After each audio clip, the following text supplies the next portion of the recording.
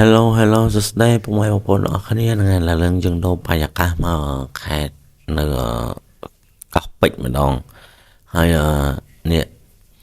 យើងជិះម៉ូតូជិះអីមករញ៉ាំ hot pot ហើយឡើយយើងក៏បានមកដល់កន្លែង hot pot ដែលឆ្ងាញ់នៅខាងកោះពេជ្រហើយ hot pot ហ្នឹងមួយចានតែ10000ឬក៏12000ទេពុកម៉ែបងប្អូនអរគ្នាបានអាចទៅរកញ៉ាំបាននៅនឹងហើយមានអ្វីគ្រប់សពមានសរសៃតូចសរសៃធំអីហ្នឹងអត់សូវថ្លៃទេហាងគឺក៏អនាម័យល្អអាចទទួលយកបានឆ្ងាញ់យល់នៅហ្នឹងគឺឆ្ងាញ់មិនទទួលយកបានគឺឆ្ងាញ់ហើយជាពិសេសខ្ញុំទៅថតប្រហិតព្រោះថាខ្ញុំចូលចិត្តញ៉ាំប្រហិតណាស់ដល់ពេលយើងទៅថតក៏បានតែប្រហិតទេហើយប្រហិតគាត់ក៏មួយតែមកចកាតែ2500រៀលទេហើយមានកាទៀវចិនមានមីចិនមាន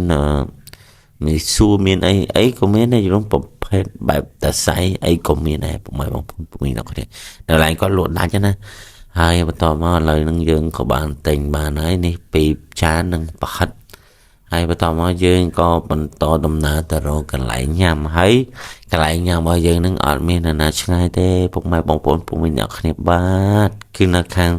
កោះនរានេះហើយខ្ញុំទៅខាងកោះនរាខ្ទង់ប្រហែលជាម៉ោង5:76ហើយមេរៀងលឹងដែរស្មានហ្នឹងហើយទេសភាពនៅនឹងគឺ relax ស្រស់ស្រាយខ្យល់អាកាសបរិសុទ្ធនិយាយសឹងថាទៅសាលាខួរក្បាលល្អហើយស្ពានផ្លូវអីស្អាតណាស់ពុកម៉ែបងប្អូនអ្នកគ្នាអត់មានដូចលមុនទេលមុនអត់តមានស្ពានទេហើយបន្តមកយើងក៏ទៅរកកន្លែងអង្គុយញ៉ាំព្រោះថានៅនឹងយើងអត់ចេះអង្គុយញ៉ាំទៅពីបានទេព្រោះថាមានកន្លែងអង្គុយមានកន្លែងគេត្រឹមតែអញ្ចឹងណាហើយនៅនឹងចៃដន្យក៏មាន brown cafe ដែរក្នុង brown cafe នៅតាណាក៏មានដែរប្រហែលបងប្អូននឹងគ្នាបានហ្នឹងហើយនេះទៅខ្ញុំទៅជំនាន់ហ្នឹងដូចជាអត់តាន់បានដូចជាធ្វើអត់តាន់ហើយទេធ្វើហើយបានបន្តិចតួចហ្នឹងហើយយើងក៏ទៅរកកន្លែងញ៉ាំដែលស្ងប់ស្ងាត់អង្គុយទៅ relax ហ្នឹងហើយក៏ថតហើយក៏បានថតបងគាត់ធ្វើការបន្តិចបន្តួចចឹងទៅជាស្អីបងដល់ម្ចាស់រូបហើយបន្តមកយើងក៏មកបែរអារម្មណ៍មកមើលក្មេងតូចញ៉ាំ hot pot វិញតែទៅអត់មានអីទេរំក្មេងតូចគាត់អង្គុយញ៉ាំទៅយល់មកធ្វើការឃ្លានពុកម៉ែបងប្អូនអរគ្នាដឹងស្រាប់ហើយអ្នកធ្វើការមកធ្វើការគឺឃ្លានណាស់ហើយអមេរិកាពេលឃ្លានទេគឺញ៉ាំញោតែម្ដងហើយបន្តមកក៏យើងនិយាយសំណេះសំណាលគ្នាបន្តិចបន្តួចហ្នឹងទៅ